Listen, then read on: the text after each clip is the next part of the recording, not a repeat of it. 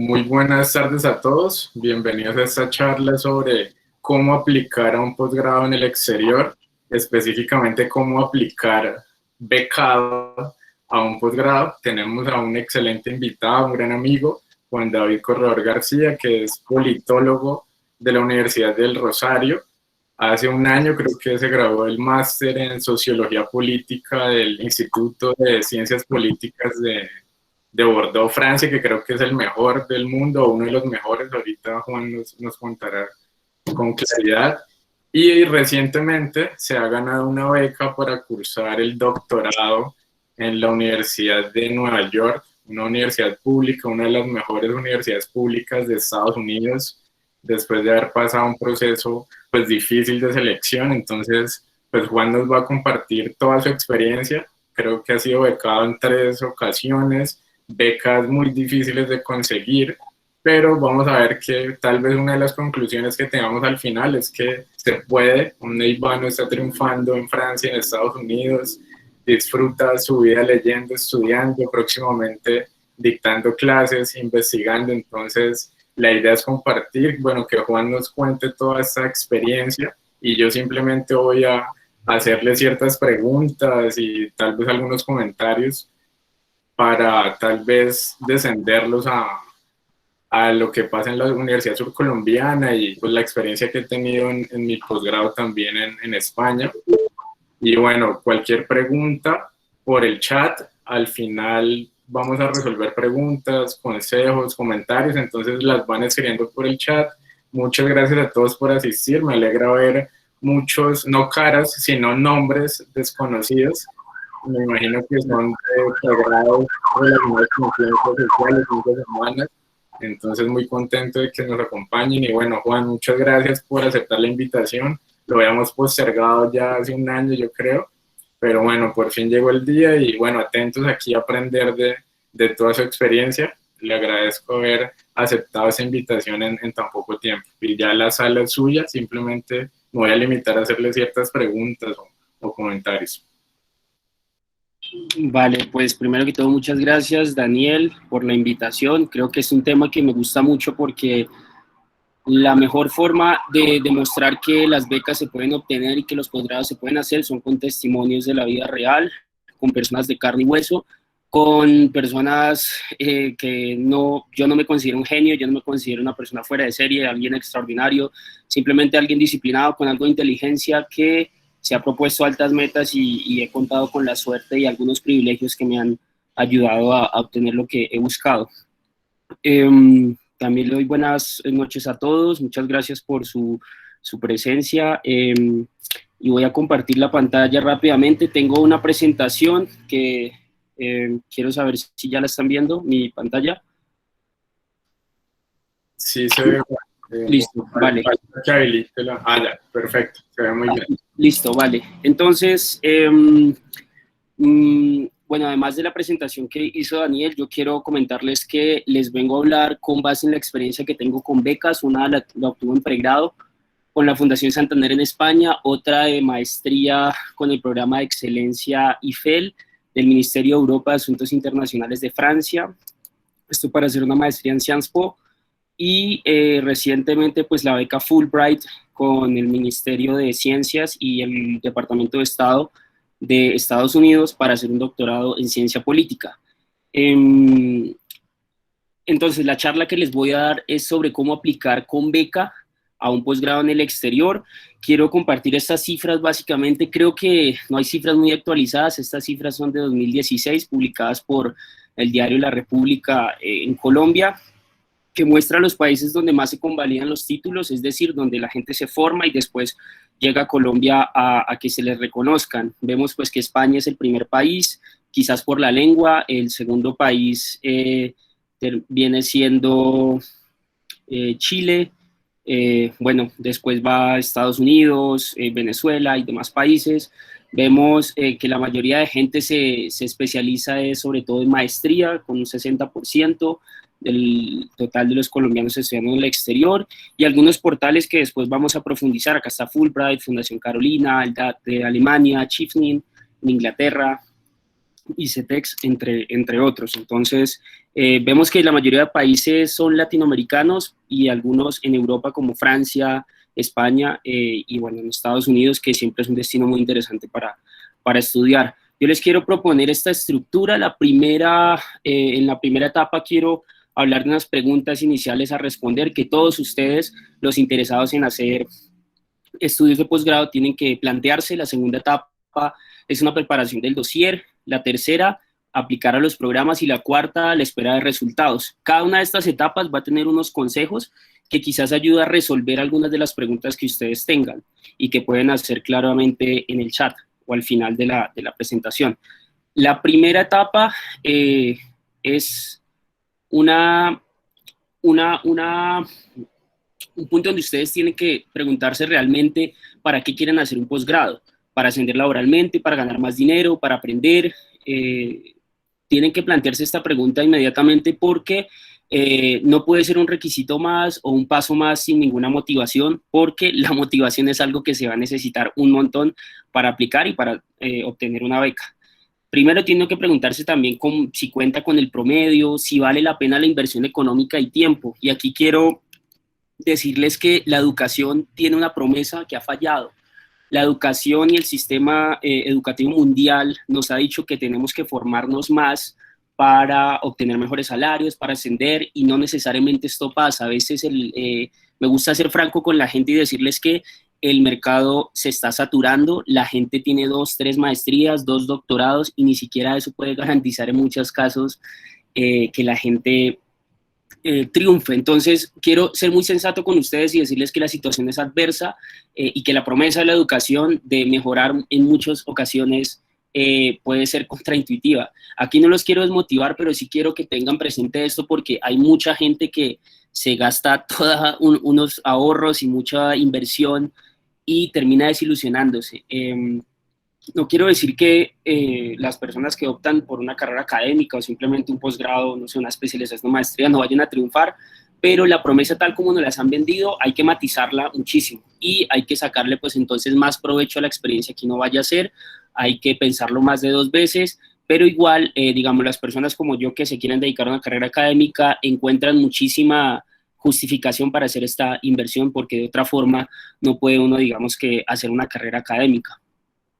Aquí después quiero que ustedes piensen también en los tipos de estudio que uno debe realizar, si es una especialización, si una maestría, si es profesional o de investigación. Las maestrías profesionales pues tienen la ventaja de conectar con el mercado laboral, de hacer pasantías dentro de la formación, y eso en otros países es fundamental porque uno no cuenta con las redes, con la experticia, con las conexiones para buscar una pasantía. Es una forma de engancharse en otro país, porque el sello de la universidad es un respaldo independientemente que no sea un estudiante migrante o no. Las maestrías de investigación pues claramente son para personas que quieren hacer una carrera académica o quieren fortalecer, digamos que toda su experiencia y trayectoria profesional con una formación un poco más rigurosa. Las maestrías normalmente están durando en Europa, por ejemplo, 1 año o año y medio, y en Estados Unidos pueden durar 2 años. En América Latina normalmente duran 2 años y las especializaciones pues 1 año. Entonces también en términos de tiempo pensar muy bien qué es lo que uno quiere hacer. En qué país quiere hacer uno el posgrado, y esto inmediatamente lo lleva a uno a pensar qué universidad quiere uno asistir. Y una de las preguntas creo que fundamentales acá es saber si la formación es convalidada en Colombia. Hay muchas universidades de garaje que están emitiendo títulos y que en Colombia tienen problemas para convalidarse, justamente porque pues se han identificado problemas, no sé, doctorados de personas que hacen doctorados en 2 años, maestrías de, no sé, 7 meses. Eso no es posible en un sistema riguroso educativo, y Colombia pues está poniendo problemas, el Ministerio de Educación está poniendo problemas a la hora de convalidar estos títulos. ¿Qué consejos doy en esta primera etapa? Primero, hacer una matriz, un Excel, con todas las consideraciones que pueden incidir para tomar una decisión. Y esto van desde motivaciones personales, familiares, si las personas están casadas, tienen hijos, etcétera, hasta cuestiones pues profesionales y académicas que deben considerarse. Desde esta primera etapa hay que contactar a estudiantes de las universidades y los programas a los que van a aplicar y sobre todo ver el perfil de los egresados de estos programas y qué empleos tienen para saber si después de uno haber hecho este estudio, pues justamente puede encontrar el trabajo que uno está buscando. No sé, hay gente a veces que busca una universidad porque esa lo contacta con, no sé, Naciones Unidas o algunas instituciones multilaterales en Europa o en otros países, y las universidades a veces cuentan con esas conexiones muy buenas y es una garantía, digamos, hacerlo a veces por un programa que en lugar de otro. Entonces, esto es fundamental como para que uno se haga una primera idea de lo que puede apuntarle y lo que puede lograr. La segunda etapa... Un pequeño comentario ahí respecto de la convalidación, que es bien importante. Bueno, convalidar en términos generales es que el título del exterior tenga valor acá en Colombia para efectos de concursos, de experiencia, sobre todo en el sector público. Y una de las ventajas de contactar a estudiantes o profesores o egresados de esa universidad o de ese máster que queremos cursar, la ventaja es que ellos probablemente ya hicieron el trámite de convalidación y pueden decir si se lo convalidaron o no, qué problemas tuvieron, si hay precedente, porque una de las causales para que convaliden un título es que haya precedente. Entonces ese contacto con estudiantes actuales del futuro posgrado o con profesores es bien importante. Y claro, bueno, todo muy claro. Claro, sí, sí, tienes razón. Hay que preguntar y directamente preguntarle a la universidad. Por ejemplo, con Claxo y con Flaxo hay problemas de homologación. Las especializaciones que la gente hace en epistemologías del sur y otros cursos no están siendo convalidadas en Colombia. No, entonces, estas inversiones, pues, tienen que contemplarlas porque finalmente para un empleo público, por ejemplo, si el título no es convalidado, uno no puede ascender. Entonces, es algo importante que se debe considerar. En la segunda etapa, la preparación del dossier, yo recomiendo al menos aplicar con 8 meses de antelación. Yo sé que es mucho tiempo y de pronto a los latinos nos cuesta un poco hacer las cosas con antelación, prever, programarse, pero es la única forma que pueda garantizar éxito porque para preparar el dossier hay que hacer muchísimas cosas, se van a dar cuenta. Primero, creo que hay que tener varias opciones y no casarse con ninguna universidad. Muchas veces llegan desilusiones porque uno solo escoge una o dos universidades a las que aplica y dada la alta competencia y sobre todo en tiempos de pandemia en los que hay muchos desempleados y personas calificadas que están desempleadas, encuentran en los estudios una forma de formarse, pero obviamente de tener un estipendio que les permita vivir 1 o 2 años, pues eso aumenta mucho más la competencia, la reducción económica y la crisis ha afectado mucho a las universidades.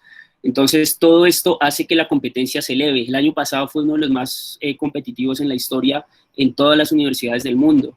Y yo lo viví en carne propia aplicando a muchísimas universidades y siendo aceptado en una sola opción, por ejemplo. Entonces, ¿qué pasa donde no hubiera tenido tantas opciones? Pues simplemente me quedo sin la opción de hacer un doctorado. Aquí es fundamental también identificar qué pide la universidad, cuántas cartas de recomendación, qué tipos de ensayo. Hay ensayos que se llaman Statement of Purpose o Research Statement, no sé, cartas de motivación, a veces se llaman así, o los exámenes que están considerando. Hay universidades que piden TOEFL o el DELF para el caso francés, y piden unos requisitos que uno debe cumplir. Si uno no cumple con estos requisitos, es mejor posponer la idea de hacer un estudio superior. Y también hay pruebas adicionales. En Estados Unidos está el GRE, que es como un ECAES que presentan todos los estudiantes que tienen ya una licenciatura, un pregrado. Traducir los documentos también y las cartas con traductores oficiales pues toma un tiempo. Estas personas tienen que agendarlas, llamarlas, consignarles. Entonces acá ya uno empieza a ver todo, pues solicitar los documentos a la universidad, traducirlos, de las notas, demás cosas. Y esto solo uno lo sabe si la universidad pide, digamos, notas inmediatas o, no sé, ponderados o sílabus, y esto es fundamental que uno busque en la universidad qué requisitos está pidiendo.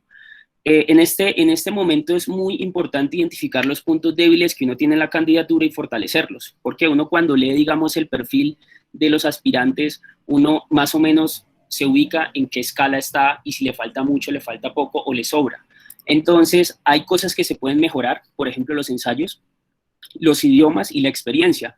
Como yo estoy recomendando que se haga con 8 meses de antelación, la experiencia va a la experiencia profesional, una pasantía, una práctica, no sé, publicación de artículos. En 8 meses se puede lograr algo, se puede mejorar y robustecer la hoja de vida. Contactar profesores, yo creo que de 10 profesores que uno contacta yéndole bien, 2 le responden, no está mal, los profesores bien ocupadísimos, pero es bueno preguntarles. ¿Cómo? Que es cierto. Sí, es muy difícil, entonces toca ser muy estratégico con los correos, tienen que ser correos con un asunto interesante como futuro estudiante de maestría, 2, 3 líneas explicando quién es uno, el interés de hacer el estudio y solicitando mayor información, no de una vez enviando las preguntas porque uno puede espantar al profesor, y si hay una respuesta asertiva, positiva, pues uno empieza una serie de correos para obtener mayor información y presentar indudablemente los exámenes de idiomas para el caso de países de habla no hispana. Aquí quiero decirles que la oferta de becas es diversa. Hay becas parciales, completas, de pasajes, créditos con donación. Hay becas que son otorgadas por los gobiernos, como el Departamento de Estado con Fulbright, IFEL con el Ministerio de Asuntos Internacionales de Francia, Chevening del Reino Unido, becas de entidades multilaterales, la Organización de Estados Americanos, Erasmus Mundus. También está con páginas oficiales, como ustedes pueden ver, con Colfuturo, ICETEX, Campus France, el DAT en Alemania, la Alianza del Pacífico. Fundaciones, aquí también es otra oferta interesante, Fundación Santander en España y Carolina también en España, Bill Gates también tiene una fundación que apoya estudios en Reino Unido. Aquí, digamos, para las mujeres es interesante saber que cada vez hay más becas con enfoque de género y sobre todo para ciertas áreas específicas. Digamos, hay becas especiales para género en STEM, que es Science, Technology, pues las ciencias duras recogidas en esta sigla. Y para minorías como latinos, como afrodescendientes, como comunidad indígena. Entonces, creo que si uno identifica, y creo que Daniel, por favor, no sé si tiene a la mano el enlace el hilo en Twitter de una persona que publicó hace, creo que unas 2 semanas, 124 becas, nombres de becas para aplicar en todo el mundo, desde Asia hasta, bueno, Latinoamérica. Entonces, no sé, Daniel, ¿podemos compartir, por favor? Perfecto. Entonces, en estas becas también hay que identificar que a veces los gobiernos optan por fortalecer unas áreas priorizadas para el país, para el desarrollo. Entonces, digamos, biología, derecho, ingenierías, pueden ser las áreas priorizadas por los gobiernos. Entonces, es algo a considerar para las becas. Aquí yo quiero dar una serie de consejos, que es primero inscribirse a webinars y boletines informativos de la universidad, donde explican a uno cómo aplicar, qué requisitos piden, donde uno puede interactuar con estudiantes, normalmente son estudiantes o personas en el comité de admisiones o secretarios, secretarias que están al tanto de toda la información que deben solicitar. Entonces, las dudas que uno tiene sobre, no sé, apostille, notas, bueno, muchas preguntas que uno puede tener, las puede hacer en estos sitios de forma gratuita. Creo que en la hoja de vida toca demostrar datos relevantes adicionales en el pregrado. No es suficiente con tener un pregrado, uno está compitiendo con gente muy, muy buena, entonces hay que mostrar que uno ha hecho pasantías, que ha hecho voluntariados. Esto es esencial, los voluntariados para las becas, porque muchas veces uno en la carta de motivación dice, me gusta trabajar por el bien de la sociedad, pero no tiene la forma como demostrarlo. Un voluntariado es una buena forma de decir, yo soy capaz de trabajar gratis, de ayudar a la gente de diversas formas. En tal voluntariado hice esto durante tantos meses y eso está muy bien visto. Monitorías que uno pueda dar, artículos que uno pueda publicar, no necesariamente en revistas indexadas que tardan 1 año o año y medio en revisar y publicar. Conferencias desde escalas de la misma universidad hasta, no sé, conferencias nacionales e internacionales y premios por promedio, por promedio, no sé, premio CAES, todos este tipo de datos son importantes para mostrar que uno es un candidato competitivo y distinto a los demás. Creo que independientemente de donde uno vaya a escoger dónde estudiar, hay que fortalecer una segunda lengua. y al mismo tiempo preparar exámenes, que son cosas distintas. El TOEFL, el IELTS, el DELF son exámenes que uno tiene que saber cómo presentarlos. Una persona nativa, un francés, un alemán, va a presentar un examen de estos que mide el conocimiento y puede sacarse peor nota que una persona no nativa, porque evalúa ciertas competencias, ciertas formas de responder con el tiempo medido. Entonces, si uno ya conoce la estructura del examen, se ahorra mucho tiempo y eso facilita pues un mejor puntaje. Hay muchos cursos gratuitos en internet, Magoosh para el caso de Estados Unidos, en YouTube hay una serie de, no sé, canales gratuitos en los que explican, digamos, las 4 secciones de hablar, de escribir, de comprensión de lectura, etc. En Coursera hay todo un curso de 2 meses para prepararse y presentar el TOEFL, que es un examen de origen estadounidense, ¿no? Y el puntaje máximo son 120 puntos. Alguien que se prepare muy bien durante meses, que sea un duro por el inglés, normalmente saca 90, 100 puntos. Y como decía Juan, un nativo fácilmente puede sacar 70 o menos si no sabe el know-how, la forma de presentar, de aplicar estos exámenes. Entonces, siempre se debe preparar, incluso presentarlo varias veces. Este examen creo que cuesta $200, más o menos. Son costosos. Y bueno, pero sí recomiendo presentarlo varias veces y prepararse durante muchos meses antes, aparte de ya saber inglés. Claro, entonces hay muchas opciones gratuitas que se pueden buscar. Coursera es una buena opción. Creo que también otro aspecto en el que hay que trabajar es contactar al recomendante al menos con un mes de antelación y brindarle todos los elementos que uno quiere que aparezca en la carta de recomendación. ¿Por qué con un mes? Pues porque si uno quiere que le escriban una muy buena carta, que normalmente son 2 páginas para algunos países como Francia, 3 para unos países como Estados Unidos, uno necesita que la persona de verdad escriba en otra lengua, quizás tenga que traducir, quizás tenga que corregir algunos datos, no sé, después esta persona tiene que, uno le envía un link en el que tiene que registrarse, crear un usuario. Imagínense todo este proceso que puede ser muy engorroso para un profesor. Entonces, si uno lo contacta al menos con un mes de antelación, pues no solo está respetando al docente con sus ocupaciones, sino que está garantizando que la carta sí se envíe. Conozco casos de los que hay personas en las que sus recomendantes no han enviado cartas y han perdido una posibilidad de admisión simplemente por no tener cartas. ¿Y por qué brindarle todos los elementos que tiene esta carta en un correo? Uno le escribe cuándo empezaron a trabajar juntos, qué publicaciones hicieron, qué patentes, qué hallazgos, qué descubrimientos, y todo esto le hace mucho más fácil al recomendante redactar su carta. También creo que, como lo estoy recomendando con 8 meses de antelación, es un momento para plantearse si uno debe iniciar una producción académica o profesional acorde al perfil. Si uno quiere algo en investigación, pues publique artículos, pero si uno tiene, digamos, una intención de una maestría profesional, entonces fortalecer esa experiencia profesional es fundamental. Y 8 meses uno puede, digamos que, no sé, trabaja de lunes a viernes en un sitio y hace otro tipo de trabajos, no sé, como que enriquece mucho más la trayectoria que uno pueda tener para ser un candidato más competitivo. Con el examen de idiomas hay que hacerlo al menos 2 semanas antes de la fecha límite de aplicación, porque estos exámenes se demoran en ser enviados, se demoran 12 días, 14 días, en algunos casos se demora más. Entonces, si tengo el deadline el 10, no sé, el 14 de abril, pues no lo voy a presentar el 13, el 12. Eso puede poner en riesgo una candidatura, una aplicación a un posgrado.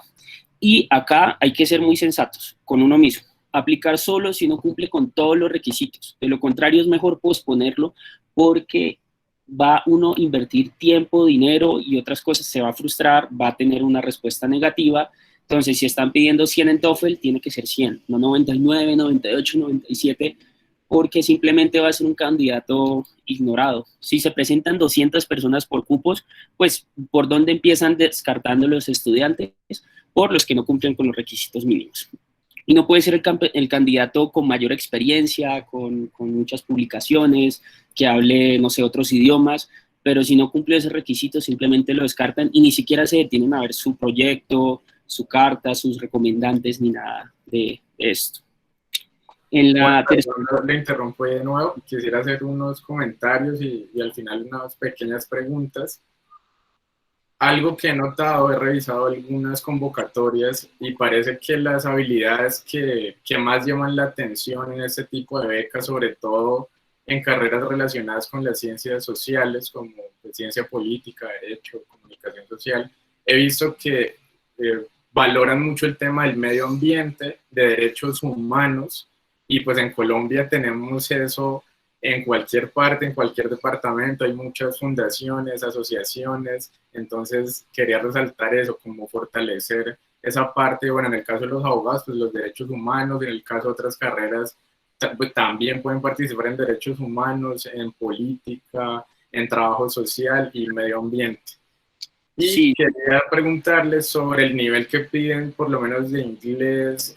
¿Piden es un B1, B2 o piden el C? Lo mismo en el francés, más o menos qué tipo de nivel. normalmente piden B2 para hacer una maestría. Un B2, por ejemplo, en DELF, en francés, es sacar más de 50. De 0 a 100 es el puntaje. Son 4 pruebas y uno saca más de 12 en cada prueba, de 12,5, puede pues, superar el 50 y eso es lo mínimo que piden para validar el examen. Y en el TOEFL, más de 80 ya significaría un B2 y en IELTS sería como 6,5. IELTS va de 0 a 9. Entonces 6,5 es un puntaje que piden. Normalmente es este, B2. Algunas universidades alemanas, por ejemplo, piden B1 o A2 porque la formación se da en inglés, pero eso ya es algo que deben revisar con los programas inmediatamente y si lo hacen con antelación, pues se dan cuenta qué tanto tienen que trabajar o no tienen que trabajar en fortalecer la segunda lengua. Entiendo. Y el IELTS es del Reino Unido y creo que la modalidad es distinta. Juan, ¿nos podría comentar un poco cuál es más fácil, cuál es más difícil, qué características lo diferencian? Yo tengo la impresión, yo he presentado ambos, tengo la impresión que bueno, el TOEFL lo presenté hace como 11 años, el TOEFL no, el IELTS, y tengo la impresión que el IELTS, las universidades en Estados Unidos, por ejemplo, para doctorado pedían 7 en IELTS, y esto no y en TOEFL era un puntaje mucho más elevado, entonces parece que los exámenes son muy parecidos. Sin embargo, el TOEFL ahora se está presentando de forma virtual y de forma ante la computadora, mientras que el IELTS uno sí debe hacerlo delante de un jurado al frente y le hace unas preguntas, al menos en el speaking, en la parte hablada. Esa es creo que la principal diferencia. Un poco los acentos, claramente el TOEFL al ser americano, estadounidense, pues tiene acentos mucho más marcados hacia los que los latinos hemos escuchado. El IELTS tiene un acento británico que puede ser un poco más difícil porque no estamos habituados a escuchar ese inglés, es bastante marcado para los escoceses, las personas de Gales también tienen un acento fuerte y diferente, entonces creo que en cuanto al puntaje, a veces las universidades, en lugar de pedir B2, no sé, aceptan las dos puntajes, pero las dos pruebas, pero al parecer como que le dan más margen de maniobra al IELTS. Sin embargo, el acento puede ser una dificultad para alguien que no esté familiarizado con el inglés británico. Entonces creo que hay pros y contras en cuanto a ambos exámenes. Están del orden de $250, son demasiado costosos, hay que reconocer esto, y en muchas ocasiones uno lo debe presentar 2 o 3 veces porque la primera vez no fue suficiente. Hay muchísimos recursos gratuitos para descargar sobre programas, libros, talleres para llenar, y creo que eso puede fortalecer mucho, incluso con audio, y se pueden, por ejemplo, la librería rusa Génesis, creo que se llama, ahí se pueden descargar muchísimos libros gratuitos de idiomas, y de francés también está, de italiano, de alemán, entonces son recursos que uno no gasta un peso y desde la casa puede estudiar. Bien, buen dato. Y también resaltar que estos exámenes o este resultado tiene una vigencia, ¿no? El TOEFL son 2 años que tiene de vigencia y me imagino que el IELTS también tendrá una caducidad. Sí. Eso se ha vuelto un negocio, lastimosamente. Recientemente uno ve que Oxford, por ejemplo, sacó un examen que tiene más vigencia, pero normalmente esos exámenes tienen solo 2 años. El examen de francés sí tiene una duración vitalicia, el alemán no lo conozco, pero son menos estrictos. En inglés se ha vuelto un negocio, infortunadamente, y tienen solo 2 años de vigencia. Y exámenes como el GRE tienen 5 años de vigencia, que es como el ECAES que les decía. Bueno, antes de terminar, creo que... bueno, ya voy a pasar a la tercera etapa, perdón, de aplicar a los programas. Entonces, la primera recomendación es que creen un plan balanceado de universidades top, universidades muy altas, muy buenas en sus campos, pero también universidades de media tabla que sean buenas, que no sean tan competitivas y que puedan garantizarle a uno un cupo, porque si uno solo le apunta a universidades de muy alta calidad, puede correr el riesgo de no ser considerado para admisión. Hay que consultar la página de los programas desde el inicio para saber más o menos las estadísticas de los programas, cuántos se presentan, cuántos aceptan, de qué países. Esto es importantísimo para ver la representación de las minorías y las chances que uno tiene. También creo que diligenciar los formularios en línea toma tiempo. Uno crea un usuario, a veces son, no sé, 15 etapas que uno debe llenar, con datos, con preguntas. Entonces, para cada universidad que uno esté aplicando, pues hay que sacarle un tiempo que no se puede hacer, como les digo, un mes antes o un par de días antes.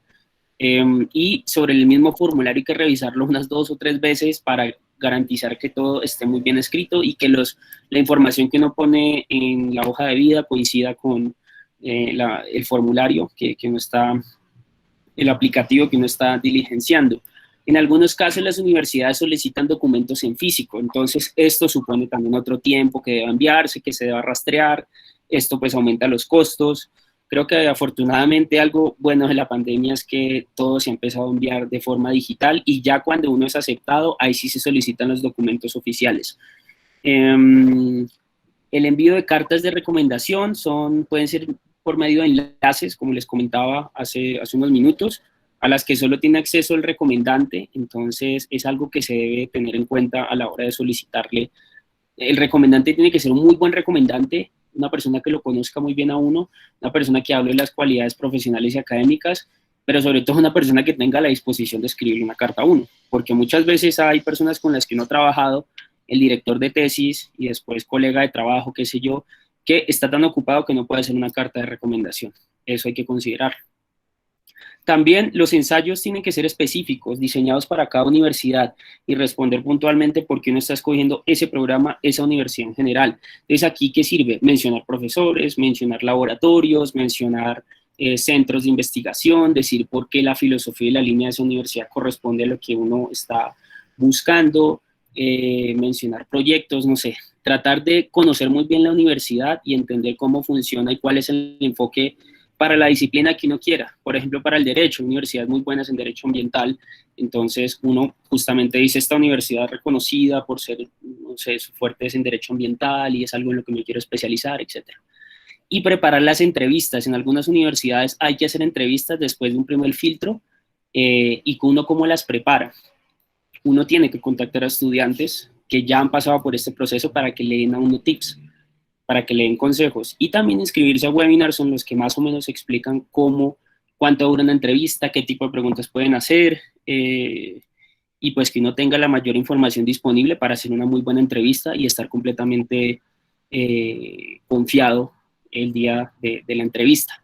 Acá los consejos, el primero es tener un recomendante extra. Como les digo, tengo un amigo que aplicó un doctorado y no pudo ser considerado en universidades muy buenas, porque justamente uno de sus recomendantes no envió la carta a tiempo. Entonces, si piden 2 cartas, tengan 3 recomendantes. Si piden 3, 4. Porque si alguno de estos se baja del bus, incluso uno puede editar a veces cuántos recomendantes tener, cuántos eliminar. Entonces uno recibe las 4 cartas y elimina una de esas en el aplicativo. Pero pues uno obviamente no le va a decir al recomendante, elimine su carta, sino que uno mismo lo maneja de forma muy discreta. El costo es elevado, pero también se puede reducir esto aplicando, solicitando excepciones en las aplicaciones. Esto se llama fee waivers en Estados Unidos, que es donde normalmente aplicar cuesta. Aplicar, por ejemplo, a Berkeley vale $140. $140 es probablemente más de la mitad de un salario mínimo, y ese puede ser un argumento que uno utiliza para decir: lo que ustedes me están solicitando para aplicar corresponde a más de la mitad del salario mínimo de mi país, de renta media, y este argumento sirve para justamente pedir una exención. Como somos latinos, somos una minoría para algunos casos, para aplicar a Estados Unidos, para aplicar a Europa. Entonces, esto puede contar mucho a la hora de recibir o no una exención. Tenemos derecho a esos beneficios, entonces hay que jugar con esas posibilidades de ahorrarse unos cuantos pesos. Y en cuanto a los ensayos, que creo que muchos de ustedes deben tener preguntas, esto es cliché, pero es cierto: ser originales y auténticos.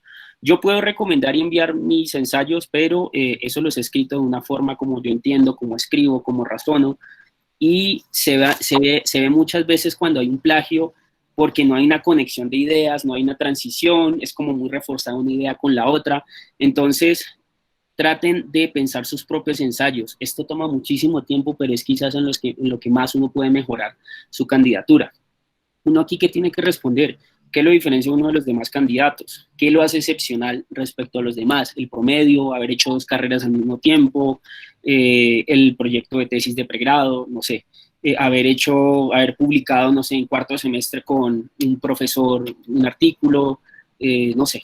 Hay muchas formas de demostrar que uno es diferente a los demás, y es mucho más, es un candidato competitivo. Y Juan, también he visto que a veces, o sea, exigen, digamos, inglés y español, pero dicen, se recomienda portugués o mandarín. O sea, me causa curiosidad que muchas veces un idioma adicional marca o puede marcar la diferencia, ¿no? Sí, claro, claro, ¿no? Y uno está compitiendo con gente que tiene muchísima, no sé, facilidad para los idiomas, y puede certificar 4 idiomas fácilmente, y pueden ser bilingües o trilingües con seguridad.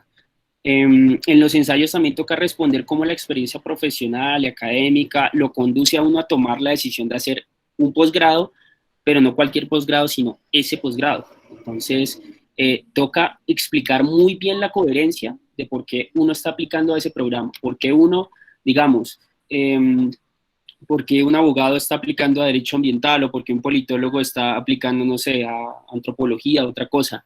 A veces no es tan sencillo, pero otras veces sí es más sencillo explicar esto. Y bueno, pues, no sé, las cifras que tiene la universidad, la relación, no sé, la posibilidad de trabajar y engancharse en ese país. Hay muchas otras razones para darles, pero ustedes las van a encontrar de acuerdo a sus motivaciones. Uno tiene que demostrar por qué realmente esa es la universidad ideal. O sea, uno no puede decir: esta es la universidad, esta es de las mejores universidades, o una de las que yo he considerado como, no, esa es la universidad ideal. Toca decirles y convencer al comité que uno está completamente enamorado de esa universidad, la idealiza, la tiene, mejor dicho, como su programa de los sueños, universidad de los sueños, y tiene que ser explícito esto. Porque si no es tan claro por qué esa persona quiere aplicar, no se ve tan convencido que el candidato pues quiera aplicar a la universidad, y se puede ver como un candidato que en cualquier momento puede irse y no terminar el programa. Aquí, como les decía, citar trabajos, proyectos de los profesores, el enfoque y la filosofía de la universidad es importante. Y sobre todo, aquí crear un documento en Word, en Drive, compartirlo con profesores nativos, estudiantes de estos mismos programas, para que le hagan la mayor cantidad de comentarios, sugerencias, críticas para mejorar el ensayo. Un buen número de recomendaciones de retroalimentaciones, son por ahí 5 o 6 lecturas, y pues obviamente esto toma tiempo. Entonces, por un lado uno va chequeando el idioma, por otro lado pues con personas que conocen la literatura como profesores o la experiencia, y también estudiantes que pasaron por ese proceso y que le pueden dar unos consejos a uno muy útiles. Esta estrategia me sirvió mucho. Yo recibí de mi proyecto para aplicar al doctorado 18 retroalimentaciones, y cada vez que enviaba uno tenía un comentario adicional, un enfoque diferente, y creo que eso hizo que yo, cuando depositara mi proyecto, estuviera completamente tranquilo, porque sabía que era lo más sólido posible y consistente, y con la mayor cantidad de miradas de personas que lo conocen a uno, no lo conocen, que conocen el tema que uno está trabajando, y pues eso fortalece claramente una carta de motivación, un personal statement o lo que esté solicitando la universidad. La cuarta etapa, evidentemente, es la espera de resultados. Entonces, acá en este momento uno ya hizo todo lo que tiene a su alcance. Es momento de descansar. Estos procesos son muy agotadores. Uno tiene que gastar mucho tiempo, invertir mucho tiempo y dinero. Entonces, pueden volverse un estrés para muchas personas. Cuando uno ya ha entregado su dossier, pues tiene que saber que tiene que esperar y es momento de hacer otras cosas y no estar en esta ansiedad de buscando el estrés de cuándo van a publicar, de mirando la página, el Twitter, las redes sociales de la universidad, el correo. Esta etapa puede ser la más traumática. Hay mucha gente que sufre bastante porque el desespero de tener una respuesta hace que lo pueda pasar mal. Entonces, por eso yo evito que uno consulte excesivamente el correo electrónico, evitar páginas como The Grad Cafe. Aquí les estoy dando pues una página en la que normalmente la gente aplica programas, pone el nombre del programa y otras personas que ya han recibido admisión o no, comentan tal día, de tal programa, de tal universidad, me llegó oferta de admisión, estoy en lista de espera. Esto puede desesperar mucho y yo no recomiendo que se usen estas páginas. Puede dar una guía inicialmente para saber cuándo más o menos van a publicar resultados, cuándo están respondiendo, pero en el momento en que uno empieza a ver que envían resultados y mucha gente, no, me rechazaron, no, me aceptaron, estoy en lista de espera, y uno no tiene justamente una respuesta, pues se vuelve uno más ansioso. Entonces no recomiendo tampoco este tipo de páginas, o al menos hacerlo una vez por semana o algo así para no volverse algo traumático. Aquí también es fundamental estar preparado para el rechazo. Uno, si está aplicando, pues no necesariamente por aplicar y ser muy buen candidato quiere decir que uno lo van a aceptar porque sí. La competencia cada vez es más alta. Nuevamente les digo, la pandemia, cuánto ha afectado los procesos de admisión, la competencia, cuánto lo ha elevado, el número de plazas las ha reducido. Entonces hay que estar preparado para el rechazo y no tomárselo personal. A veces las decisiones de aceptar o no a personas dependen mucho de cuestiones, de aspectos circunstanciales que uno no controla, la pandemia, o por ejemplo el profesor que estaba trabajando ese tema, no sé, tuvo ya el número, ya está copado de estudiantes porque el año pasado recibió más y este año no va a recibir estudiantes en el proyecto que uno está aplicando. Y es el profesor de los sueños de uno, pero sencillamente el profesor no va a aceptar ningún estudiante para su maestría, por ejemplo. Entonces, es algo que uno no sabe, eso nunca se lo cuentan a uno, el comité de admisiones toma pues unas decisiones muy discretas y entre ellos, y a veces uno se lleva sorpresas porque uno cree que lo tenía todo para llegar a su universidad y pues no llega.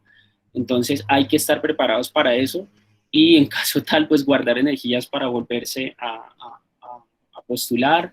A veces también es un proceso en el que uno se da cuenta que le faltaba, no sé, el idioma, evidentemente, o más publicaciones, o más trayectoria profesional.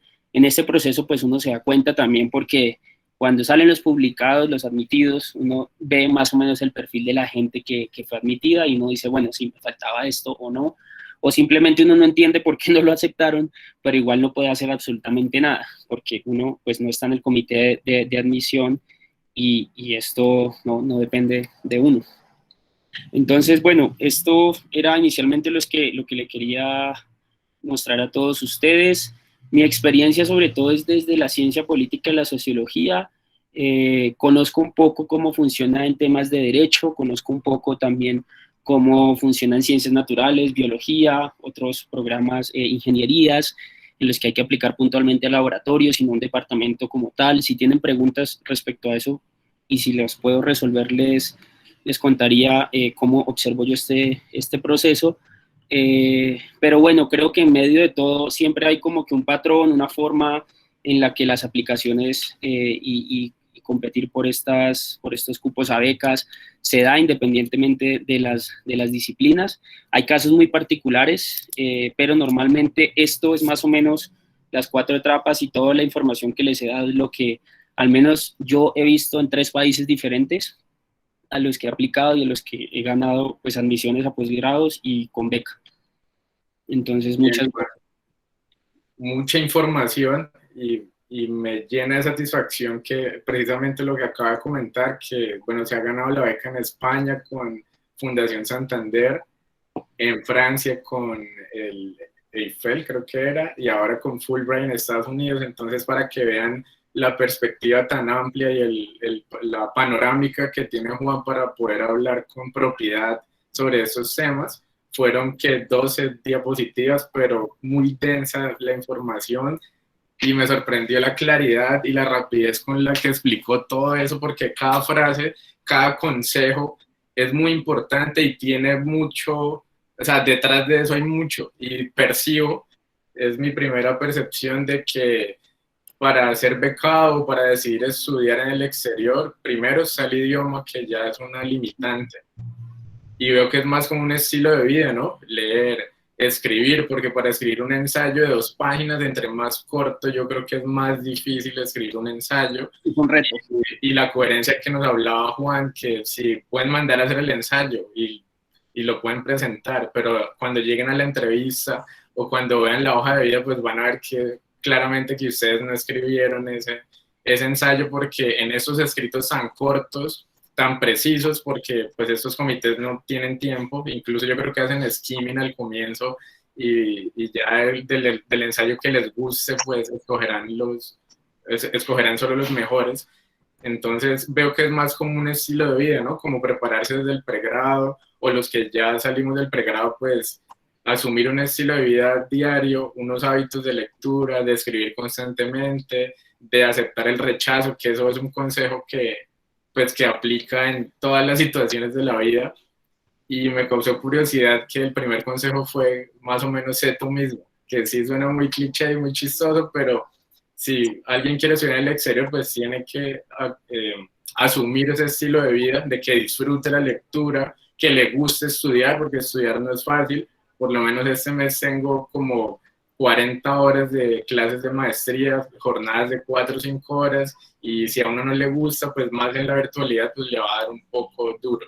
Entonces, muy buena la información, aprendí bastante, y bueno, seguimos ahora con las preguntas. Por ahí había una, Juan, sobre el tema que usted mencionó al final. ¿Hay alguna diferencia, digamos, para que un médico, un bacteriólogo, un enfermero aplique a un posgrado en el exterior? En las ciencias de la salud, ¿hay alguna diferencia? Y me anticipo aquí un poco, sé que en la convalidación sí hay alguna diferencia y son muy exigentes en la convalidación de un título, pero quisiera saber si en el proceso hay algún requisito adicional.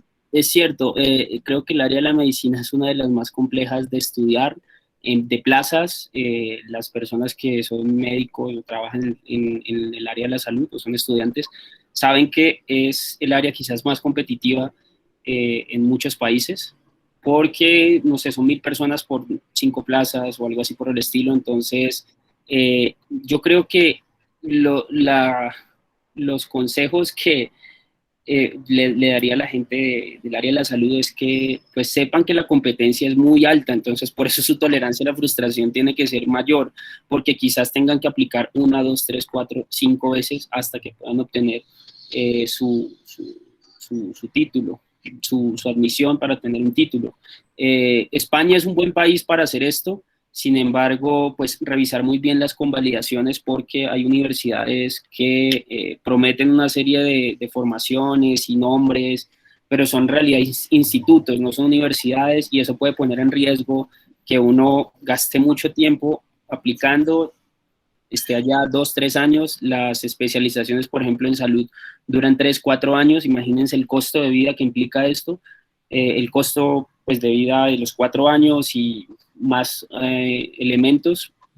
Entonces, creo que para los programas de la salud, que es diferente, el número de aplicaciones, el número de plazas disponibles, también la forma como de pronto se da el sistema, no sé, en Alemania, por ejemplo, una formación en medicina dura 9 años, 10 años, en Francia dura 8 años, hay otros países en los que estas formaciones duran más que en Colombia, que son 6 o 7 años. Entonces, tener en cuenta estos 2, 3 años que hacen falta, cómo uno los puede suplir o cómo uno puede de pronto equipararse con un candidato nativo. Esto es fundamental.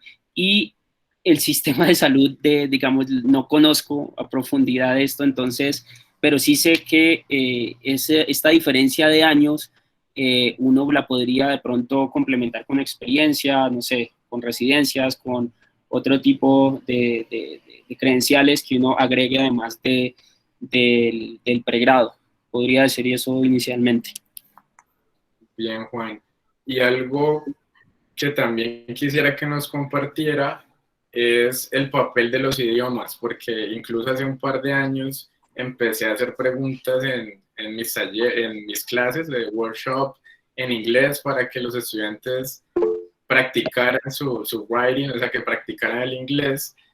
Y pues fui objeto de muchas críticas, que el inglés pa' qué, y yo siempre he sido consciente que si uno no sabe inglés al menos, pues se va a varar en muchas cosas, incluso ya en el caso del derecho, no sé, me imagino que en ciencia política también, pero el francés tiene un papel muy importante, sobre todo en arbitraje internacional, en derecho deportivo.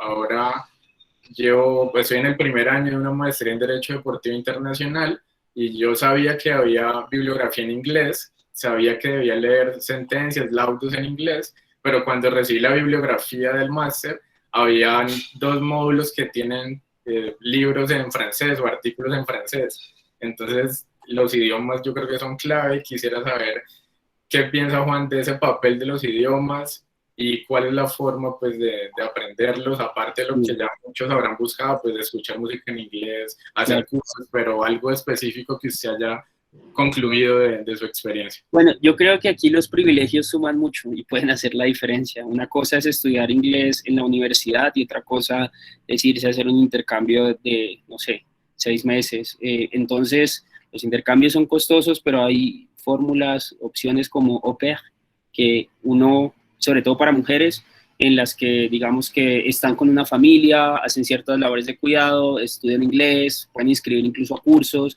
eventualmente si les va bien se puede por esa vía conectarse a una universidad. Entonces, yo creo que desde el inicio de la carrera en pregrado uno debe apostarle a los idiomas. Inglés es fundamental, pero no es suficiente. Un tercer idioma es indispensable. Cuando uno compite con candidatos europeos, por ejemplo, se da cuenta que los alemanes hablan 4 idiomas fácilmente, los suizos, pues por definición, tienen 3 4 idiomas oficiales. Entonces, hay gente que en estas barreras de entrada y esta falta de privilegios que no tenemos, pues cuentan, pero hay que tratar de contrarrestarlo y desde el pregrado se pueden tomar clases en ese sentido. Yo sé que a veces es difícil, pero sobre todo por la oferta de algunas universidades, pero a veces hay lectivas en inglés, pero no del idioma inglés, sino de una clase de derecho, de ciencia política, de medicina en inglés, electivas. Entonces esto cuenta, tratar de arriesgarse a presentar ese tipo a asistir a esas clases, tratar de enviar ponencias a otros países y tratar de exponerlas. Es una forma también que uno se obliga pues a escribir y después a defender ante un público exigente, pero un público que quizás el inglés no sea la primera lengua, y esto se puede dar con facilidad en los congresos internacionales. Entonces, de esa forma uno va perdiendo un poco el miedo para tener estos escenarios y saber que puede defender, no sé, una idea, un argumento en 20, 30 minutos, puede preguntar con otras personas, puede construir redes. Entonces es fundamental pues también la lectura, creo que de diarios internacionales, no sé, en inglés pues New York Times, Washington Post, y en francés The Guardian, The Economist, y en francés, en otros idiomas, los titulares. Eso empieza, digamos, el francés es muy parecido al español en muchísimas palabras, entonces uno puede ver, y la consulta es gratuita en muchos casos. Entonces también esta forma, escuchar radio de otro país, digamos en Estados Unidos, NPR, es una muy buena, una cadena de noticias políticas, y digamos France Info en Francia sería muy buena, también Deutsche Welle en Alemania. Todas estas herramientas que uno tiene, no sé, mientras se baña o apenas se levanta, escuchar al menos media hora todos los días también le ayuda a uno a entender pues el idioma, pero también a veces hay mucho lenguaje coloquial y es algo que uno a veces técnico, entre técnico y coloquial, o mucha diplomacia, mucha forma pues los códigos que a veces los periodistas utilizan y los políticos responden, no sé, la forma como evaden respuestas, ese tipo de tips uno los puede ver escuchando radio, ahí, no sé, escuchando podcast. A mí me gusta mucho Google Podcast porque puede reducir la velocidad, es una aplicación gratuita de Google y uno puede reducir la velocidad o aumentarla en caso de que uno ya sea bueno y ya entienda, pues uno, digamos, inglés lo escucha a velocidad no 1, sino 1.5 y eso fuerza un poco a, digamos, que ir avanzando. Entonces creo que el celular tiene muchas ventajas, pero también no les voy a negar que hay unos privilegios que a nosotros, los latinoamericanos, nos sitúan debajo de candidatos europeos en los que por definición hablan 3, 4 idiomas. Competir con un alemán en idiomas es dificilísimo, o sea, hablan español perfecto, inglés perfecto, francés, no sé. Entonces, a veces esas cosas pues nosotros no la tenemos, nosotros ni siquiera hablamos portugués y tenemos a Brasil aquí al lado. Y es algo que de pronto también tenemos una confianza que solo el inglés es el idioma importante y depende. Si uno quiere, para los médicos, por ejemplo, que se quieren educar en Brasil, pues tienen que aprender portugués, sí o sí. Y, y estos cursos que les digo en líneas, bueno, o formaciones son buenas, pero a veces también es necesario hacer la inversión. Y en esto es otro consejo ya en términos de cursos, tratar de tomar una formación todos los días, de 1 o 2 horas. Yo aprendí francés en Colombia, en la Alianza Francesa, 2 horas todos los días, durante 14 meses. Y presenté el B2 y me fue bien, lo pasé. Y cuando llegué a Francia me encerré 5 meses porque pensé que no iba a poder con la maestría de investigación, porque era mucha lectura, era mucha complejidad, era otra forma de razonar, era una exigencia absoluta que yo no había visto. Y entonces una vez se confía, pasó el examen y no, pasar el examen no es suficiente, toca seguir estudiando para que cuando uno llegue allá pueda desenvolverse bien, no de forma, no defenderse. O sea, lo peor que uno puede hacer es llegar pensando que uno se defiende en inglés. A ver qué pasa, a ver qué pasa. Porque si uno lo están midiendo y tiene que hacer una presentación y utilizar términos técnicos, pues le va a ir muy mal, la va a pasar muy mal. Yo me fui con un B2 confiado que iba a ser suficiente y me di cuenta que no, que un C1, por ejemplo, claro, no le piden B2, pero un C1 quizás es mejor y por eso tuve que encerrarme a estudiar 5 meses pensando que si no lo hacía de esa forma, ese sacrificio, pues no iba a entender todas las clases, a tener buenas notas y hacer una tesis de más de 100 páginas que tenía que escribir en francés, cuando yo en español ni siquiera había escrito, no sé, 60 páginas. Entonces, eso es un reto y es algo en lo que uno no tiene que confiarse. Y la mejor forma es estudiar todos los días, 2 horas de lunes a viernes al menos. Yo sé que hay gente que trabaja y que puede ser muy difícil, entonces 3 veces por semana, pero los cursos, por ejemplo, los sábados de 4 o 5 horas, yo no recomiendo mucho esto porque pasan 7 días en que uno está dejando de hablar, dejando de escuchar, y no aprende uno tan rápido. Y entre más jóvenes, pues la gente tiene que entender que entre más jóvenes es más fácil aprender y más fácil retener toda la información con los idiomas. The sooner the better, aplica casi en todo. Así es. Sí, es cierto lo que dice Juan, por lo menos yo empecé en enero curso de francés, se llama intensive, es 1 hora diaria, pero en realidad si uno se enfoca en esa hora es suficiente. Yo ya puedo leer un texto básico y entiendo, no sé, un 30-40%, que algo que para mí era inimaginable en diciembre. Entonces, sí se puede, toca practicar y bueno, disfrutarlo, pero créanme que eso de los idiomas es bien interesante porque uno al final queda muy actualizado. Toda la vanguardia en la academia sale en inglés o en francés. Toca esperar meses o años a que lo traduzcan. A veces los traductores no son precisos. Las charlas generalmente son en inglés. Entonces, esa es la invitación. Ahora hay muchos webinars y muchas conferencias que se están dando por la pandemia en inglés. En otros idiomas es bueno inscribirse, no sé.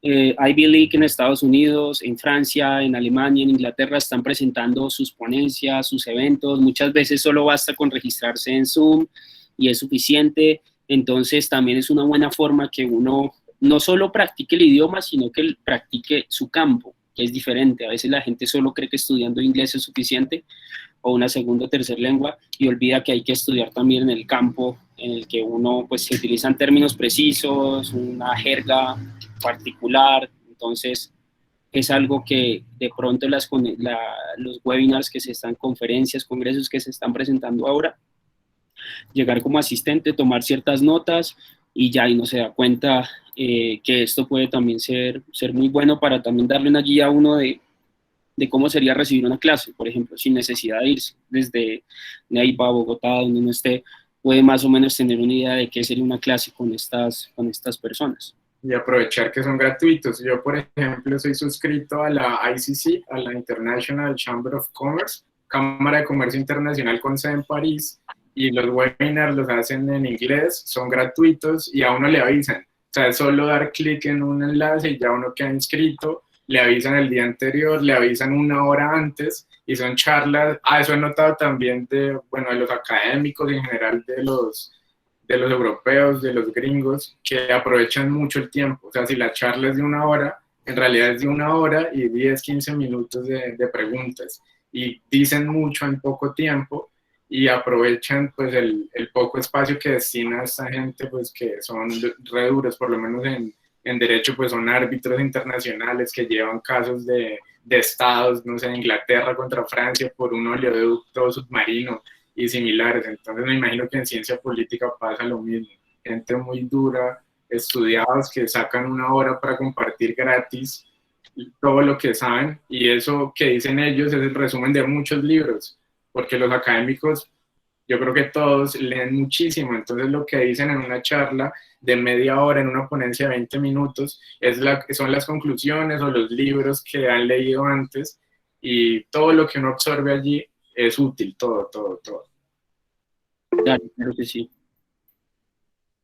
Acá decía Juan David Cardoso Henao que para la medicina la parte de los voluntariados en sectores de riesgo de ese tipo es importante, y creo que para cualquier otra disciplina, si uno quiere una beca, pues ellos buscan mucho la forma como uno puede retribuir esa inversión que está dando un actor, un sector privado, público, agencias, ver uno cómo puede traducir ese conocimiento en acciones, en políticas públicas, en impacto al país de uno, a comunidades. Y si uno tiene 2 o 3 voluntariados, es muy bueno, no tienen que ser no sé, pueden ser de 2 meses, de 3 meses, en aspectos diferentes, pero eso cuenta mucho porque demuestra pues que uno sí tiene una sensibilidad social que no todo el mundo hace.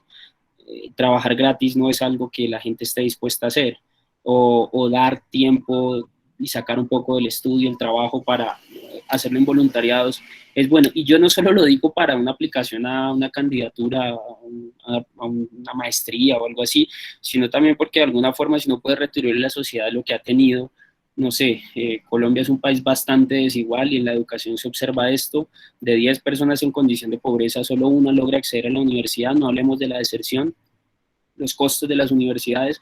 Si no tiene una forma de retribuir ese conocimiento y con acciones, es fundamental. Todos hacemos en el colegio un servicio social, llegamos al pregrado y ya no hacemos ningún otro servicio social.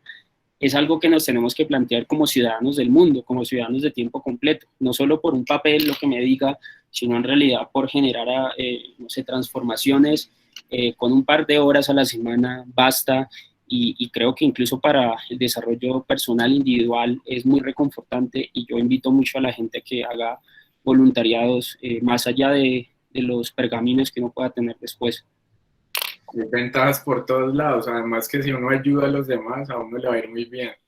Eso es fijo, o sea, se vuelve un estilo de vida y, como dice Juan, es satisfactorio para uno con lo poco que uno sabe o ha vivido, pues compartirle a otra gente en cualquier profesión, pues sirve bastante.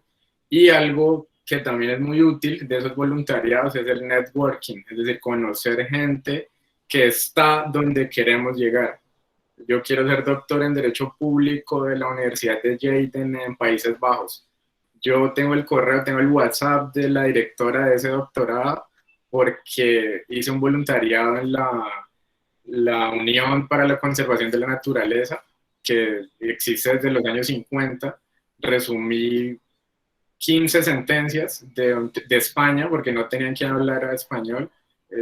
Resumí 15 sentencias, las traduje en inglés. Me demoré, no sé, unas 20 horas, 40 horas tal vez, pero quedaron reagradecidas conmigo y pues me compartieron sus artículos. Muchas veces he notado que los académicos comparten sus libros, los tienen en PDF y los comparten como un regalo.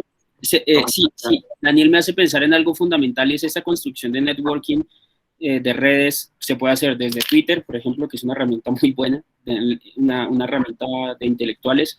LinkedIn, un poco más profesional, temas de, no sé, mercadeo, marketing. Más laboral, sí, más laboral. Y uno puede solicitar, no sé, uno agrega a las personas, les agradece por tenerlos, por aceptarlo, les envía mensajes eventuales. Creo que cuidar las redes y construir esas redes es difícil, pero se puede hacer porque pues los académicos o los profesionales están utilizando estas redes. A veces no responden y es probable que mucha gente no responda, pero otros sí. Y el trabajo que hace Daniel, yo hice también algo parecido con el Environmental Law Institute, el ELIS en español, Instituto de Derecho Ambiental en Estados Unidos, entonces en Washington. Yo fui investigador visitante por 3 meses haciendo unas traducciones, ayudando con unos proyectos que tenían de entrenamiento judicial y crímenes ambientales y todo esto en 4 departamentos de Colombia, y yo les envié un correo simplemente diciendo que estaba interesado en adquirir mayor experiencia en los temas ambientales, que para todas las disciplinas es fundamental, tema de cambio climático, y quería fortalecer mi candidatura eventual al doctorado. Entonces desde el año pasado, 3 meses, estuve trabajando con ellos, les escribí un correo, esto no es remunerado obviamente, pero ayuda a generar redes que después lo van a ayudar, no sé, le van a dar una serie, no sé, un valor agregado. Entonces es posible hacer reseñas para la gente. Yo lo siento, pero yo soy muy académico, entonces creo que me enfoco mucho en la parte de publicación, escritura, pero hacerle reseñas a académicos, a profesores, pueden ser reseñas en revistas académicas o simplemente unas notas periodísticas o algo así. Eso acerca al académico y se da cuenta, oh, este chico, esta chica que está escribiendo y hablando sobre mi libro, ¿quién será? Uno después le puede enviar un correo a esa persona: profesor, su libro, su publicación me llamó mucho la atención, este es un modesto aporte que hago, y ese tipo de cosas conecta, y eventualmente esa persona puede decirle a uno: ¿por qué no aplica ese programa? Mire que tengo estas oportunidades, quizás no para un programa formal de educación, pero sí, digamos, como asistente de investigación o algo por el estilo, y por ahí uno se puede conectar a este tipo de cosas. Entonces, digamos que uno tiene que ser muy propositivo, muy educado, muy respetuoso en horarios laborales, escribir, no sé, también es, no sé, si uno tiene el WhatsApp, por ejemplo, el profesor que le dio no escribirle a las 7 de la noche, entender si hay una diferencia horaria, ser bastante profesional en esto, porque si le están dando a uno esta confianza, pues hay que cuidarla y no pasar por irrespetuoso, que es muy fácil hacerlo. Entonces, no sé, yo tengo a veces gente que le escribe a uno a las 10 de la noche: profesor o Juan, tengo a las 10 de la noche no se puede escribir, o sea, no, ni un sábado no se puede escribir, un domingo. Hay que respetar esos mínimos, ¿no? Entonces, a veces también la gente va un poco más allá, y quien queda mal, pues es la persona que está enviando ese mensaje a esa hora. No, enviar audios. Hay gente que no le gustan los audios, entonces también. por lo menos yo envío audios solo cuando me han enviado uno previamente. Algo y eso así. que dice Juan de la zona horaria es muy cierto, porque hay personas, o bueno, no sé, pero hay personas que tienen activada la alarma de notificación siempre. Entonces, si están viendo una película con el esposo, con la esposa, y les suena el celular a las 9, 10 de la noche, pues lo van a molestar. Entonces hay que ser muy sutil con ese acercamiento. Y también quiero compartir mi experiencia. Lo hice el año pasado cuando empezó la pandemia. Leí un artículo de Gustavo Calviño, que bueno, tal vez Juan no lo conoce, es argentino, es doctor en Derecho, es teórico del derecho probatorio, es referente a nivel iberoamericano, y le escribí un correo y a los 3 días me respondió pues contento, porque pues le hice un análisis de su libro como de 230 páginas, y de una dijo que quería hablar, que cuando hubiera presencialidad pues venía a la Surcolombiana, y al final lo tuvimos compartiendo sala virtual con Octavio Tejero, que es magistrado de la Corte Suprema. Igual también le escribí un artículo en La Gaitana, que Juan es director de la Gaitana Portal Independiente. Hace un par, no sé si mal lo recuerdo, hace como 3 años, le hicimos un artículo era sobre la corrupción en la justicia. Entonces mencioné a Tejero, que acaba de ser nombrado magistrado de la Corte Suprema, y a través de una amiga le llevamos el impreso, el artículo publicado, le gustó bastante y también nos acompañó. Entonces fíjense que por lo menos yo les puedo decir por WhatsApp, y si los invito a la Surcolombiana, créanme que van a volver. Entonces son redes que se construyen con el tiempo, y la invitación es a que sean muy sutiles, muy precisos, y que el objetivo sea crecer académicamente y profesionalmente, y no otras cosas. Eventualmente los recomendarán para un trabajo, pero que esa no sea la principal motivación. Sí, No sé si quieres agregar algo más. aquí creo que Daniela Hurtado hace una muy buena pregunta. Dice: ¿el promedio del pregrado es un requisito esencial para aplicar? Sí, y no solo para aplicar a las universidades, sino para aplicar a becas. Normalmente pide más de 4, de 0 a 5, una escala de 4. Entonces, es algo en lo que a veces uno no puede mejorar. Uno, cuando ya aplica estos programas, ya terminó el pregrado, ¿cómo lo va a mejorar? Entonces, por eso les decía, hay cosas, hay requisitos que uno puede controlar y otros que no.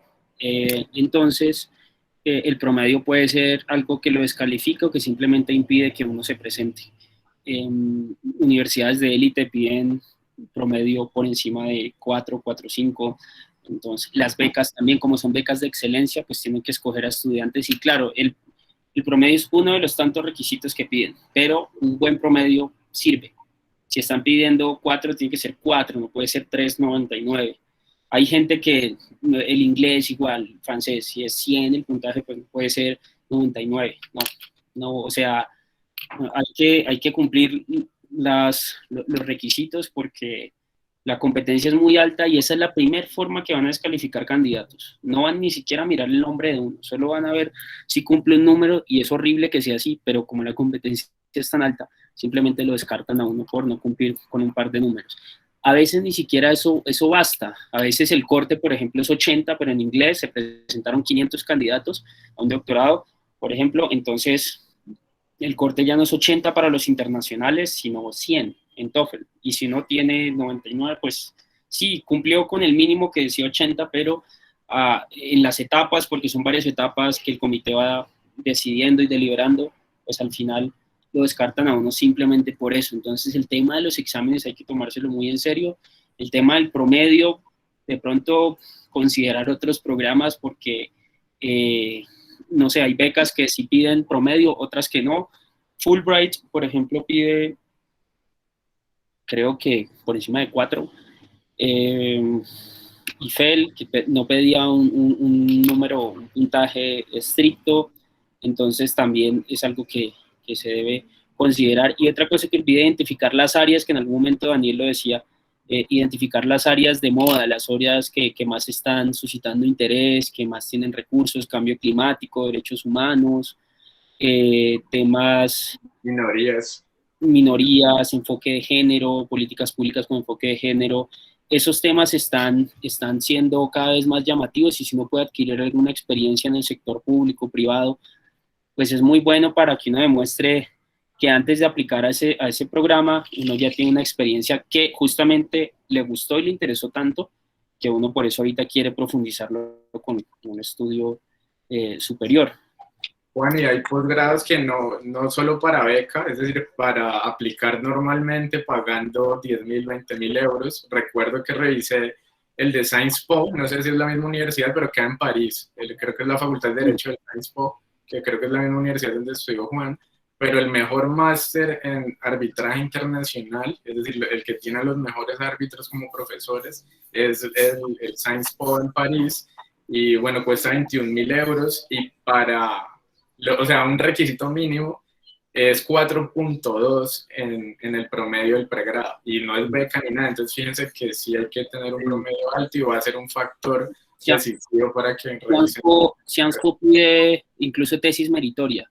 Si uno presentó, por ejemplo, para el doctorado, tiene que tener tesis cum laude mínimo. Entonces, son barreras de entrada. Si uno sueña con estas universidades, tiene que ver lo que están pidiendo, y si no cumple, pues presentarse a otras, no hay que casarse con universidades nuevamente. Eso se los dice alguien que ha idealizado un par de universidades y se ha dado unos totazos de frente horribles. Entonces, se los digo de verdad con conocimiento y con experiencia de no idealizar ciertas universidades porque, bueno, a veces con respuestas adversas es difícil. Dice Jorge Andrés Vargas, en finanzas hay becas. Jorge, yo le recomiendo que revise el enlace que acaba de publicar Daniel a las 6:54. Ahí hay 124 becas. Muy seguramente deben haber alguna para finanzas, para áreas de ciencias económicas y todo esto. Para esto creo que sí hay becas, creo que para MBA, por ejemplo, no, porque MBA es otro tipo de formación. Y es un negocio más que todo. Es un negocio, cuesta mucha plata, son grandes jefes, líderes, hombres normalmente blancos. No, esto es otra lógica muy, muy capitalista y costosa. Entonces, Daniel lo vuelve a publicar, creo que ahí hay buenas opciones, pues 124 nombres de becas explicadas para qué sirve cada una. Entonces, esta persona que hizo esto es muy buena, una mujer que ha aplicado muchísimas, creo que es colombiana, a muchísimos programas. Emilce Cabrera dice que sí, más o menos cuáles son las fechas para postularse a los procesos de admisión en Europa, en Estados Unidos. Muy buena pregunta. Ellos tienen el calendario de fall, el calendario de otoño. Normalmente los estudios en el norte global empiezan en septiembre, agosto, septiembre. Entonces uno tiene que prepararse con antelación. Fulbright, por ejemplo, uno se presenta un año y 6 meses con antelación, porque ellos lo preparan a uno luego para presentarse. Entonces Fulbright, por ejemplo, cierra convocatoria creo que en mayo para presentarse y será para iniciar el doctorado en septiembre del otro año, imagínense. Cuando les digo lo del tiempo es de verdad que es algo que se tiene que hacer con mucha antelación. Entonces, los procesos normalmente se empiezan en septiembre. Algunas universidades como las francesas tienen en Europa o las españolas, las alemanas, tienen unos 4 meses de antelación, no cuestan. La educación en Europa es gratuita en muchos países.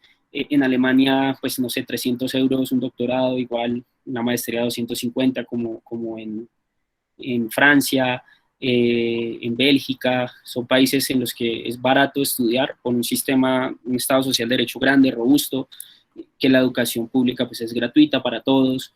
Pero otros países son baratas, creo, ¿no? Los másteres en España son baratos, sí. El mío costó un 40% de lo que hubiese costado en Colombia. Y en España de 3.000 a 6.000 euros el año puede costar, pero digamos en Francia puede costar 300. En Sciences Po París puede costar 14.000 euros el año. Es muy caro, pero hay otras que sí cuestan 200, en la Sorbona, 250 euros. Es muy barato, uno no puede pagar jamás ni siquiera un crédito. Un crédito vale eso, justamente, no sé, 800.000, 1.000.000 de pesos en las universidades privadas de élite en Colombia.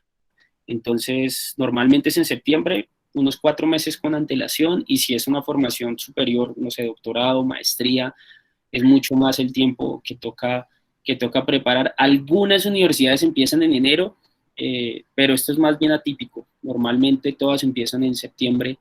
Algunas tienen unas incluso solicitudes previas, no sé, aplicar en enero para septiembre, porque uno puede aplicar a becas. Y entre más rápido hay como deadlines prioritarios, fechas límite prioritarias, que son considerados para beca.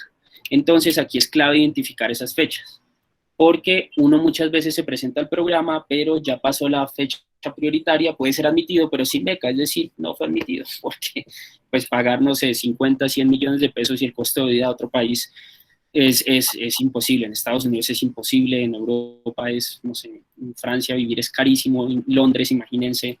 Entonces, aprovechar los deadlines prioritarios, porque eso suelen considerarlo a uno para las becas.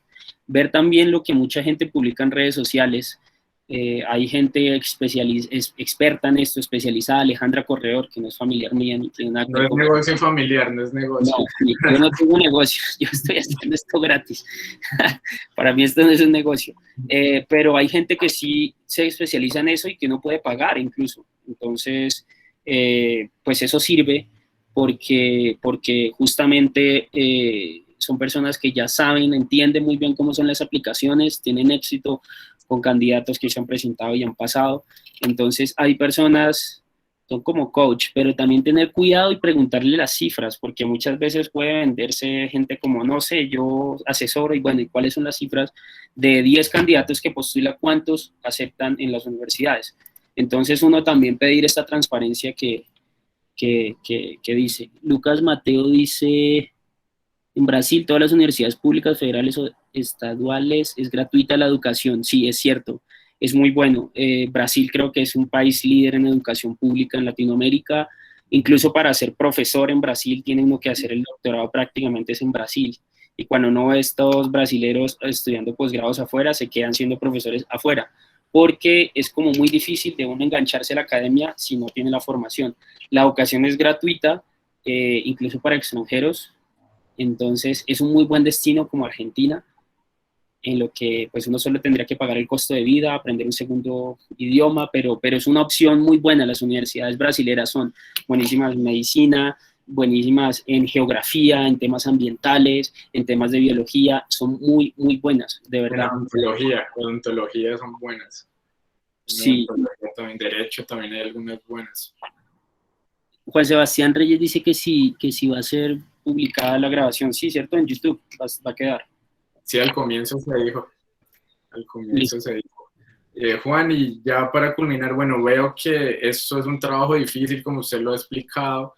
Veo que no hay que estar solo, es decir, uno necesita a sus profesores que terminan siendo casi mentores, yo creo, rodearse de amigos que sean muy buenos estudiando. Yo creo que influye un poco el círculo social que uno escoja para escoger este estilo de vida, de estudiar, de formarse, bien sea para ganar más, para ascender laboralmente, por satisfacción propia, como lo vimos al comienzo.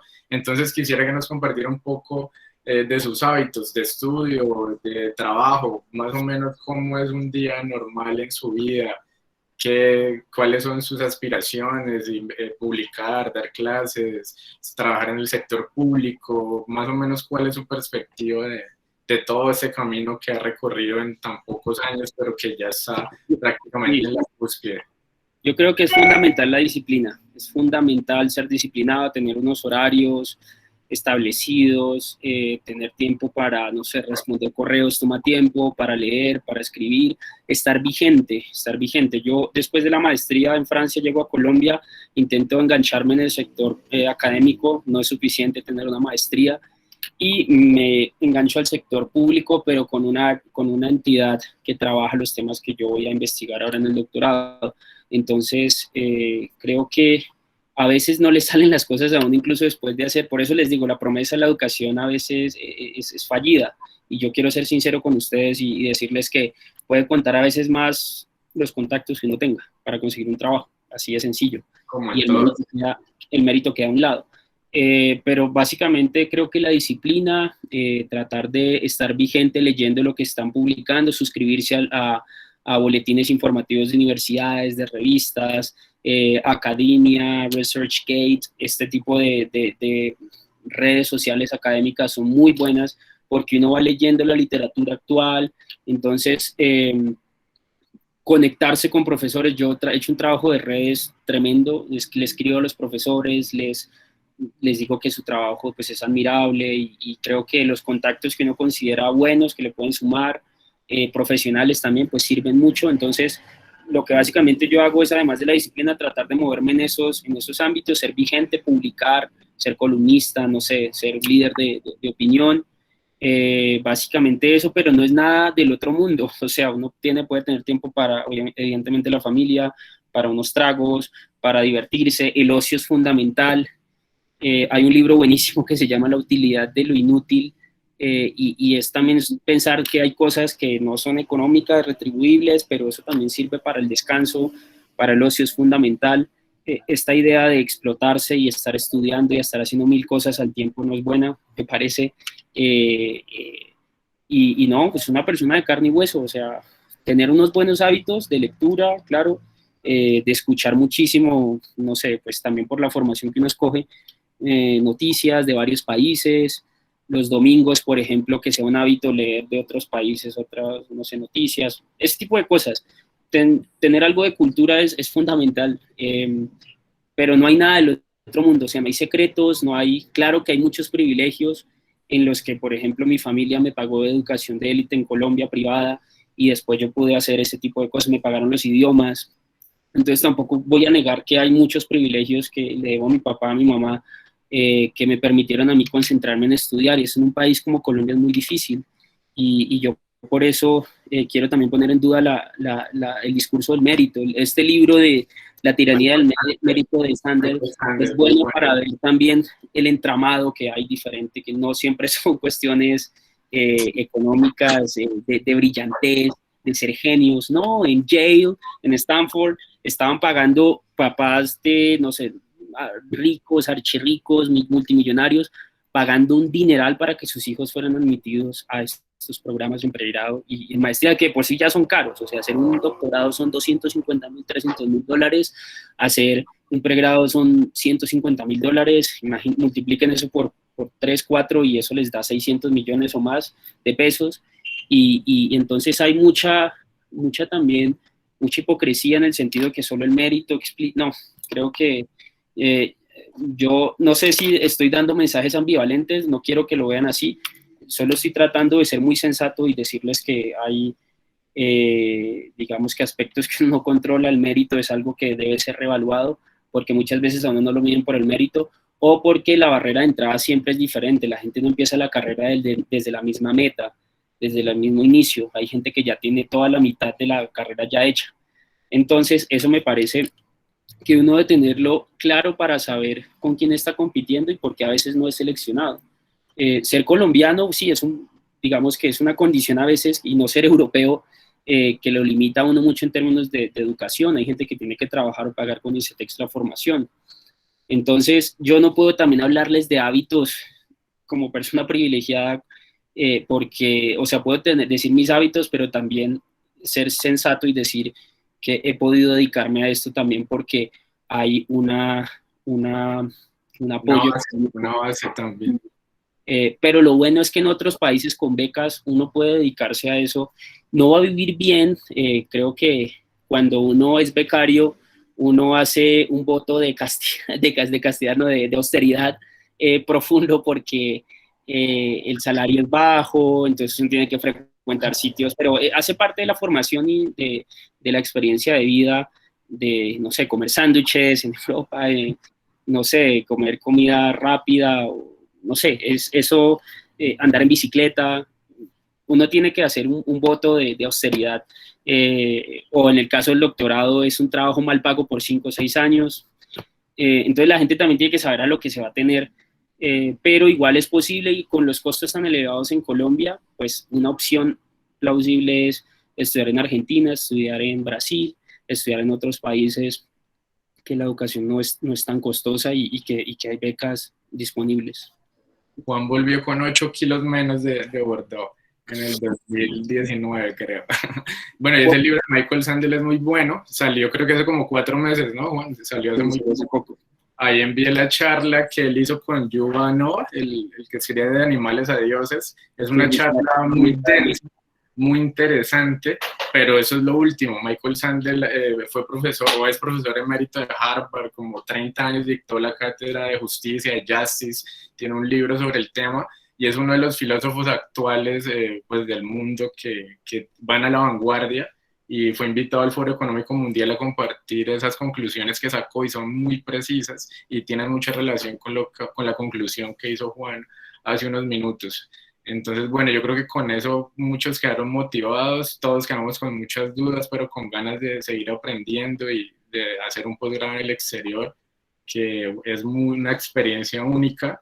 Yo hasta ahora la he tenido virtual, pero apenas se pueda viajar, pues estaré viajando también a recibir mis cursos del máster, y ya se siente ese nivel, esa forma de educar de gente con doctorado, postdoctorado, que tienen mucho bagaje en la academia. Entonces sí se siente el nivel, que también lo alcanzó a mencionar Juan cuando llegó a Francia, creo, que ahora que recuerdo usted se encerró, ¿no? Y no entendía algunas clases porque... Yo conocí el pueblo a los 5 meses, fui al centro de la ciudad, bueno, porque no es un pueblo, a los 4 o 5 meses. Y mis amigos que andaban en farra, ¿y por qué no sale? Y yo me daba pavor perder eso. Y es que es difícil, hacerlo en otro idioma es difícil, y hacerlo bien, sobre todo con universidades que exigen de renombre, no sé, con culturas tan diferentes. Por ejemplo, el seminario alemán, si alguien va a estudiar en Alemania, se va a dar cuenta que tiene unos códigos diferentes en los que no hemos sido formados nosotros porque pues, somos colombianos, latinos. La disertación francesa es súper diferente. La puntualidad. El storytelling que hace mucha gente en Estados Unidos, entonces son códigos que uno no tiene, y pues que es un reto aprender. Por eso, entre mejor vayan con el idioma desde ahora, es mejor, porque lo van a pasar mucho mejor y no van a encerrarse en una biblioteca, en una casa. Vivir con familia también es muy, muy, muy bueno, tratar de vivir con nativos. Y bueno, vivir con estudiantes es chévere, es una vida social más activa, claro, pero también vivir con familias o personas mayores hace que uno conozca la cultura mucho más, y pueda estar en espacios que en otro escenario no estaría. Conocer desde alimentación hasta, no sé, normas, códigos, que a veces mucho estudiante internacional no tiene ese beneficio porque nunca consideró estudiar al menos una temporada, un semestre. De si uno va un año, pues 6 meses con una familia o algo así, es algo que puede sumar muchísimo. A mí me fue muy bien. Yo viví con 2 familias en Francia formidables. En México, cuando hice un intercambio, estuve con unos profesionales médicos, entonces también no buscaba estudiantes de mi edad porque sabía que si no era el desmadre, como dicen en México. Entonces también uno exigirse un poco. Y En el depende barrio, porque sí, en el barrio antiguo, porque si no, pues no sé, uno mismo se labra su destino con esas decisiones que parecen inofensivas, pero pueden influir bastante. bien, Juan. Bueno, solo que agradecer a Juan por habernos compartido toda esta experiencia, como ya lo mencioné. Espero les haya gustado. Muchas gracias por la asistencia constante durante ya hora y media. Todo salió muy bien, todo con el tiempo que habíamos proyectado, se abordó todo, muy buenas preguntas. Y bueno, un abrazo, Juan. Espero volver a tenerlo por acá. Muchas gracias por haber aceptado la invitación. El video va a quedar en YouTube, yo creo que mañana, en mi canal de YouTube, Daniel Cortés Abogado, con acceso público. Entonces, bueno, muchas gracias, Juan, y a todos que estén muy bien. Muchas gracias, Daniel, nuevamente por la invitación, y a todos por su atención y participación. Gracias, cuídense.